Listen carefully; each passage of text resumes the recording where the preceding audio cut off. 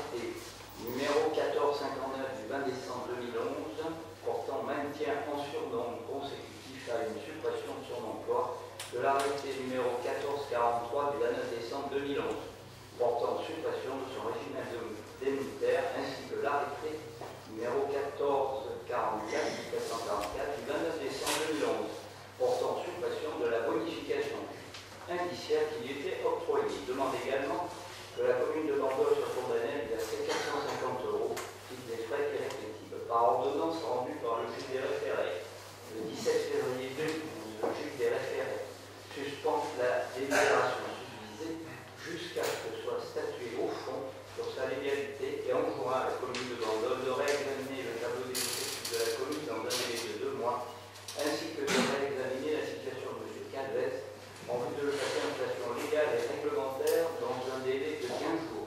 Également, la commune est condamnée à verser la somme de 450 € en application des dispositions de l'article L. 761-1 du Code de justice administrative. La défense de la commune est assurée par Maître Blanc. Suite à cette ordonnance, la commune de Bandol a donc procédé au réexamen de la situation de M.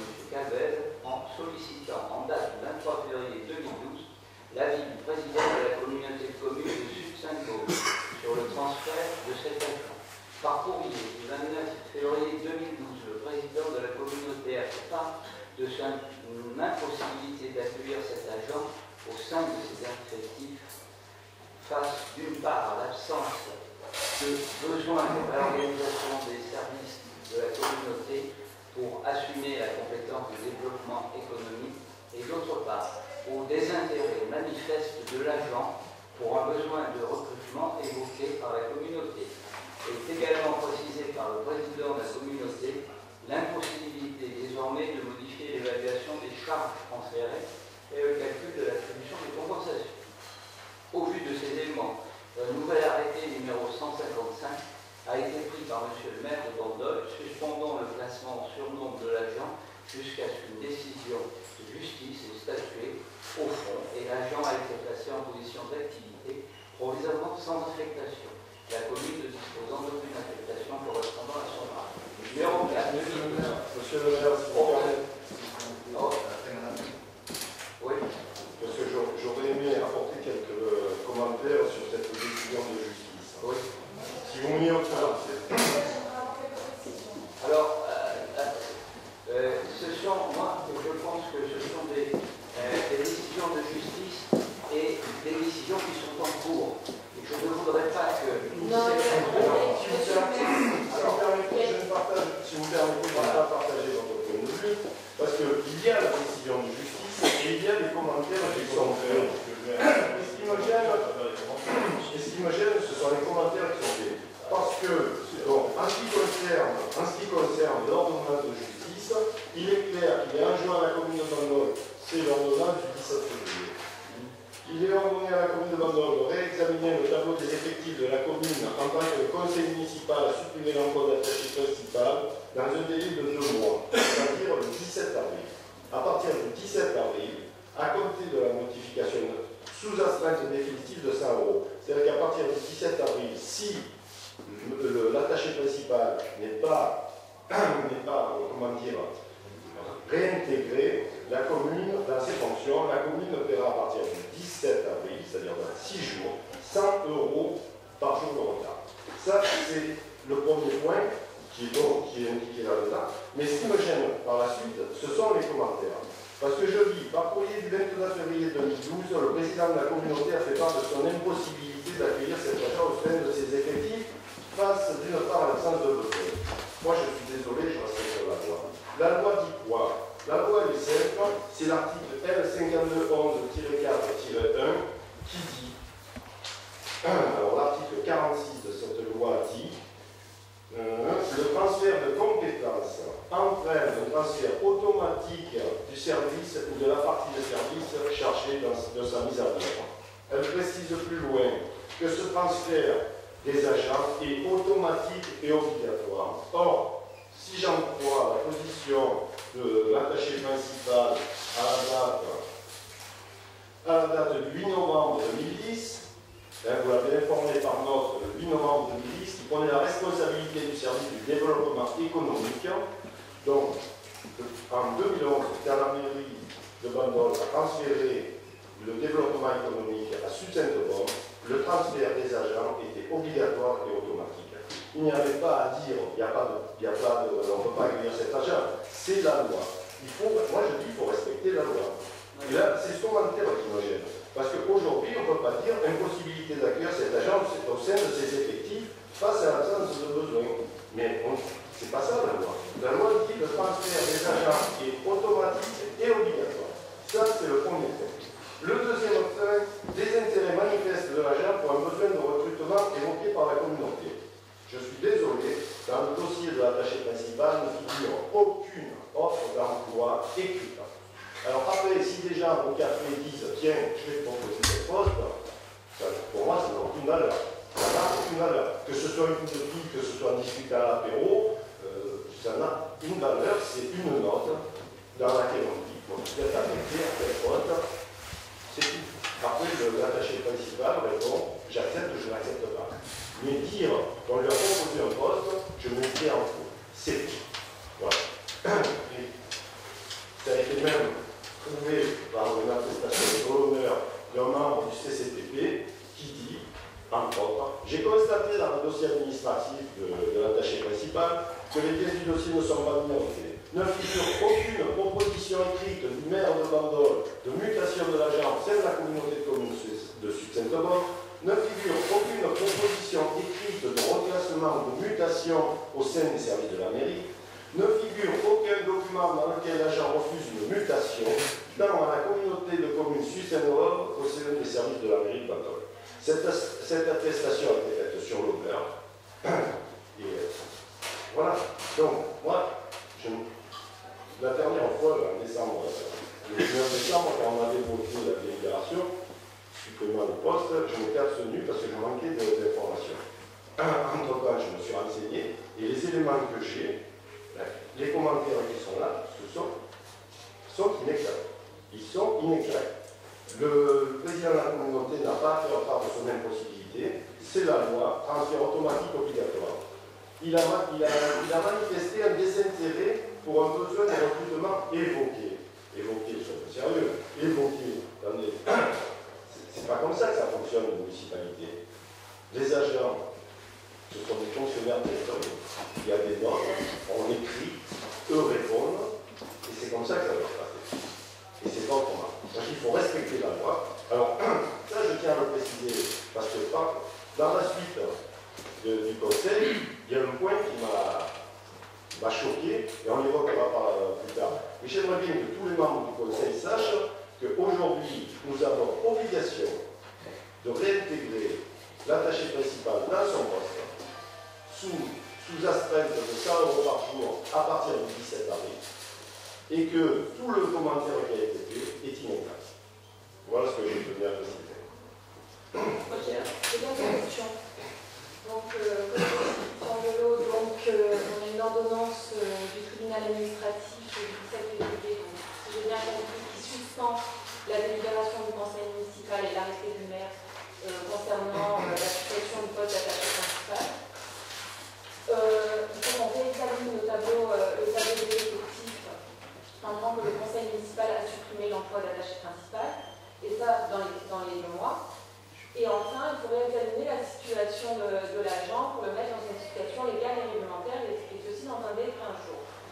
Donc, en effet, on reviendra sur le réexamen du tableau des effectifs, on aura l'occasion de revenir.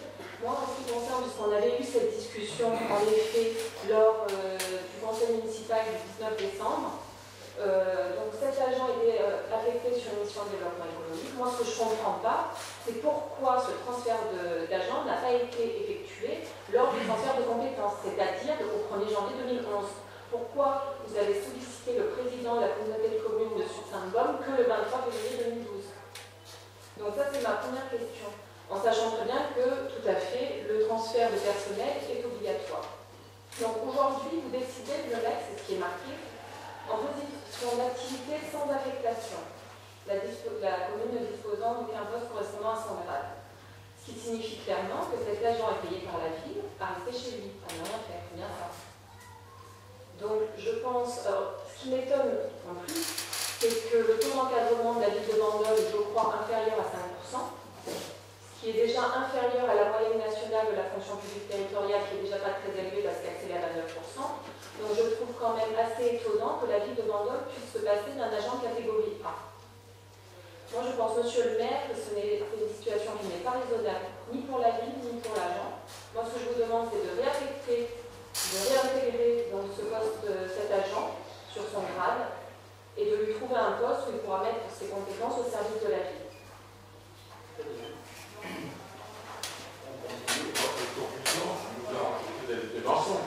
Qu'est-ce que vous répondez, monsieur le maire? Vous serez informé. Informé, vous avez quand même des questions Je ne vais pas répondre sur une question judiciaire pour le moment.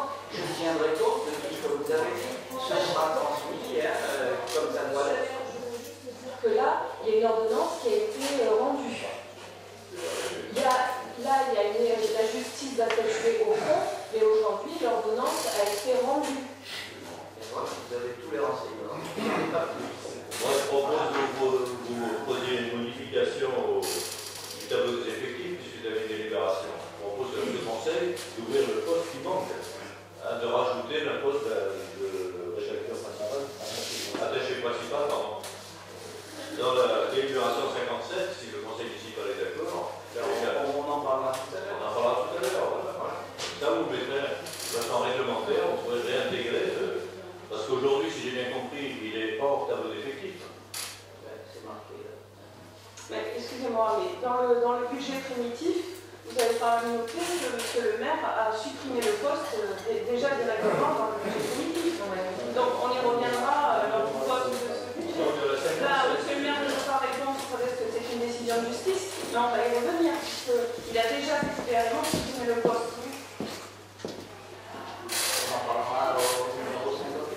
Non, on parlera au budget des délibérations numéro 1, puisque vous avez supprimé le poste dans le budget primitif. La délibération numéro 1, c'est le budget de l'été. Vous avez intégré le tableau des effectifs de l'année du budget en confirmant la situation du vote agricole. On va continuer. Le cas 2012, M. Jean-Marie Sagnès, contre la commune de Bandol. TA numéro 12280-9. Et M. Baugy, contre la commune de Bandol. TA numéro 12-00-279-9. Référé suspension. Par requête distincte en référé, présenté le 6 février 2012 devant le tribunal administratif de Toulon, M. Sagnès et Baugy demandent que soient suspendus les arrêtés numéro 1388 7-12-2011 et numéro 1439 du 29 décembre 2011, par lesquels le maire de Bandol a consenti des délégations de fonction tant à Mme Gazvan en matière d'information et de diffusion interne et à Mme Esca pour les activités événementielles. Il demande à nous, chacun, de mettre à la charge de la commune de Bandol la somme de 1500 € au titre de l'article L761-1 du Code de justice administrative, par deux ordonnances rendues par le juge des référés du théâtre de Toulon le 14 février 2012. Les requêtes de M. Sagnès et Baugy sont rejetées, la condition d'urgence étant pas remplie et le périmètre des délégations contestées étant distinct de celui appliqué au requérant. La défense de la commune était assurée par le service des affaires juridiques. Cinquièmement, 2011, Conseil d'État, numéro 35, le 2360, M. Barrois, commune de Bandol, par requête présentée devant le Conseil d'État le 2 septembre 2011, reçu par la commune de Bandol le 7 octobre 2011, M. François Barrois a introduit un pourvoi en cassation sur la base de l'ordonnance de rejet rendue par le tribunal administratif de Toulon le 2 août 2011. Il a, d'une part, de la prétendue irrégularité de la procédure suivie par le tribunal administratif de Toulon, en ce que les mémoires de la commune de Bandol ne lui auraient pas été communiquées, et d'un vice de forme qui entacherait l'ordonnance rendue le 2 août 2011. D'autre part, il soutient que l'ordonnance sera entachée d'une dénaturation et d'une erreur de droit. Il demande en outre que le Conseil d'État se prononce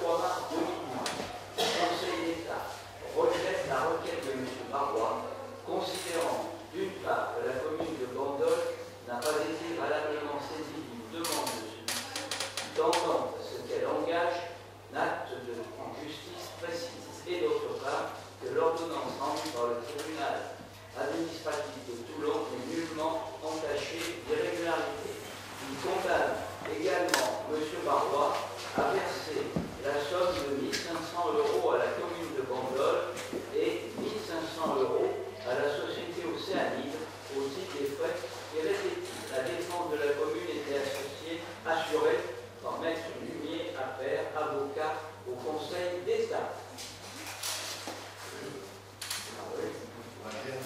Concernant la requête de M. Cagnès à la ligne, j'ai l'impression que c'est uniquement le référé qui a été rejeté, et que le fond est encore diffusé. Donc, et il a précisé aussi, ici, que je pas inscrit sur le compte rendu, que si l'hypothèse des fois le tribunal donnait tort, il est bien évident que si M. Condamné verse quelque chose, cet argent, je le laisserai entre les mains de la commune